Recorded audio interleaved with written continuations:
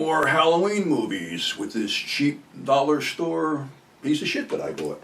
But anyway, we're on number 21, and we should go with a genre, shall we say? Because you ever notice that all these mad scientist movies have these like little weird ass plasma things that like, I wonder if you can shave. Anyway, put that away. But anyway, mad doctors. Well, mad doctors are fucking cool. Some play it over the top, but film number 21 is The Brain That Wouldn't Die, aka The Head That Wouldn't Die, where basically might have been the first head transplant. This doctor, Herb Evers, who became Jason Evers, is playing around with transplants and all kinds of other weird stuff when he has to get back to his country estate because something he was playing around with that he made is rampaging in a closet. So he has his girlfriend along with the ride, and of course they accelerate on the gas. There's a huge crash, and she's decapitated. Well, he wraps her head in his coat and runs back to the family estate, which, of course, Mystery Science Theater had a blast with this thing, you know, when he's running with the head. He's approaching the 30, he's approaching the 20, whatever. So anyway, he gets back and he reanimates her head and puts it in this, you know, thing with all kinds of shit floating around in it, you know, tubes and stuff like that. And the head is played by, what the hell was her name? Virginia Leaf, I think it was, who basically, I think she passed away last year at age 92. She had a great voice and she looked good. But anyway, she's in this trough of shit, and there's this thing that he made out of spare parts in the closet that's kind of upset. And he has this servant who he basically put an arm on, but the arm withered and turned into something really weird and creepy. There's a lot of yelling back and forth and shit as the good doctor is out canvassing strippers and other places to find a body to put his fiance's head back on. Of course, she doesn't want to go through this shit. She thinks it's fucking evil and crap like that, and she wants to die. But, of course, she establishes a telepathic connection with the thing in the closet. So, in the uncut version of this film, which I do believe is this version, the assistant gets his good arm ripped off in a bloody fucking scene from the creature from the closet when he opens a little trapdoor to feed it. And, of course, the doctor brings back this pretty hot stripper that has a disfigured scar on her face. You know, he basically takes her back to his house and drugs her, figuring, you know, lop off the head, put hers on, what the fuck, you know. But, of course, the head in the container doesn't want that to happen and makes the monster basically break out of the closet, bite a chunk out of the doctor's neck, spit it on the floor. Of course, then the place catches on fire. The monster picks up the stripper and walks out with her, leaving the head and the mad doctor to perish in the flames. Well, the monster was played by the Jewish giant Eddie Carmel, who I believe was 7'6" or something like that. He looks pretty hideous as the makeup is pretty gruesome. But, of course, this is a low-budget one. I don't even remember what year this was in. 1959. So, yeah, that's film number 21, our mad scientist film. And, of course, when you go with mad scientists, here's a little ditty from 1957, The Unearthly, starring perennial mad scientist John Carradine, and Tor Johnson in a rare speaking role with maybe a couple sentences, Allison Hayes, who was the 50-foot woman, and Myron Healy, who's the hero. Myron Healy, rather, was the hero. Anyway, Carradine has a sanitarium where patients are dropped off, usually patients that have no family to check them out. And of course the guy that drops them off does his best to make sure every trace of them disappears, because what John is doing bargain basement experiments in his sanatorium. And when the experiments fail, he puts his rejects in the basement of his house. Much like my boss Norman used to do with Liquidators. When he made a bad deal, he'd put it in the basement of Liquidators for it to ferment and me to get rid of. But I digress. Anyway, this ex-convict, played by Myron Healy, I think his name was Mark, gets caught, on the grounds of the estate and is coerced by the mad scientist Carradine to hang around and be his henchman. In reality, he's an undercover investigator wondering where certain people disappeared. And, of course, Allison Hayes is one of the patients that's brought in to be worked on. Well, things go to shit for a lot of reasons, and Mark is found out, and a gun is held on him by Lobo, played by Tor. And, of course, there's a bunch of mayhem. Mad scientist is killed by one of his first victims. Tor is locked up, and the cops go into the basement where there's a complete freak show of these creatures that are like the mistakes from the experiments. And the film ends with one cop going to the other, wouldn't it be really something if they did live forever? Well, no, we really don't fucking want that to happen. So, yeah, and, this whole thing was Carradine implanting some kind of weird gland that he invented in people and then zapping them with some kind of radiation that turns them into these things. He's trying to find the secret of eternal life, and he's more zealous here than in other mad scientist roles. So that's film number 22.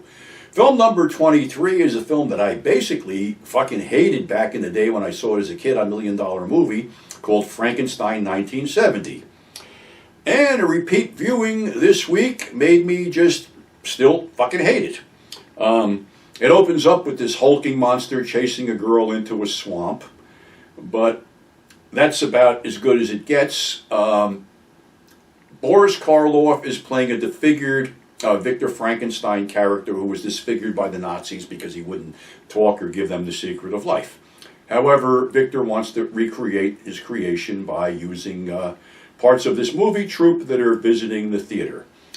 Visiting the castle, rather, to shoot this monster movie.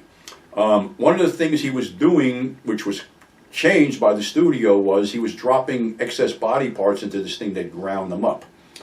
So the studio was kind of horrified of the sound of, flesh being ground up, so they replaced it with the sound of flushing toilet, which pretty much sums up the whole film. Karloff is more manic and deranged than usual in this film, and you figure this is the first time he actually played Dr. Frankenstein. He played the monster 3 other times. So this one, to me, it still kind of sucks, but it's actually worth a look just to see Karloff's performance, because any performance by Karloff sort of elevates the film out of its, flushing toilet origin, so to speak. So that's film number 23.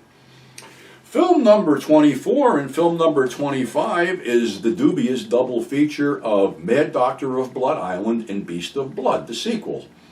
Now, Mad Doctor of Blood Island concerns Dr. Lorca, who was treating his friend Don Ramon for some kind of blood disease, and then changes the blood to chlorophyll, turning him into a green-blooded monster who runs off into the woods and plays annoying practical jokes on anybody who comes in with the intention to ferret him out. This film seemed to be heavily influenced by Blood Feast because there's scattered entrails and severed limbs flung about by the monster. It stars John Ashley as Dr. Foster, who comes to investigate this thing. Ronald Reme is Dr. Lorca, the mad doctor who creates these creatures. He's got a whole slew of them that, he injects with green blood. And there's a thing on a boat that the captain says that they picked up some guy who was, floating on a raft and killed a crew member, and when they shot him, he jumped overboard and drowned, but he bled a lot on the deck, and there was a lot of green blood. So basically what happened was that Dr. Lorca was treating Don Ramon until Don Ramon basically snapped and went off into the jungle. Now there's a weird triangle between this girl. The mother is living with Dr. Lorca, and her son comes back to get her off the island, and when they basically go to exhume Don Ramon's corpse, there is no corpse, just a cobra in there. So the whole thing climaxes as the woman has gone completely around the bend because she was basically Dr. Lorca, I'm getting confused, Don Ramon's lover, and she's controlling the beast because he doesn't attack her. He does get into the house and tears up his former wife in a really gory fucking scene. It ends with basically him beating the shit out of Dr. Lorca. The woman has set the house on fire and she's laughing hysterically as the house goes up in flames. Well, Dr. Forster and this woman are returning back on a ship, and as the movie ends, you see this green hand reach out from under a pile of tarps. So obviously it's not the end. Beast of Blood opens up with Don Ramon going berserk on the ship, slicing up crew members with an axe until Dr. Forster is fighting him off. The ship explodes. Forster is rescued and is going to return to Blood Island with this reporter who was played by Celeste Jarnell. Well, they return to the island only to find out that they're not welcome because, according to the tribal chief, the green-blooded people have returned again. This film gets even more gory than the last one because the beast was washed up on shore and is seen staggering through the jungle, and he was recaptured by a crippled up Dr. Lorca, this time played by Eddie Romero because half his face is burned off and he's walking with a cane. And his henchman, played by Bruno Pulazan, is back again. Obviously nursed him back to health. And there's a bunch of weird shit going on with the house that they lived in, like his corpse staked out by barbed wire, a severed head, a snake pit, and a bunch of other shit. Well, as you might have guessed, Dr. Lorca is alive and well in a new compound, and he's taken the head off Don Ramon and put it in a jar and has the headless corpse on a table, and basically he's trying to transplant heads onto the headless corpse. This was played up a lot on radio spots around the area because I was an apprentice meat cutter at the time. We had a radio on all the time in the locker, and it was basically saying that the third head transplant failed and blah, blah, blah, blah, blah, go see the Beast of Blood. As a promotional gimmick, fake $10 bills were dropped all over metropolitan areas. People would pick it up and open it up, and in the middle, instead of money, it would be the Beast head, $10 worth of thrills, go see the Beast of Blood. Of course, the Forster character leads a rescue to get the reporter away from Dr. Lorca.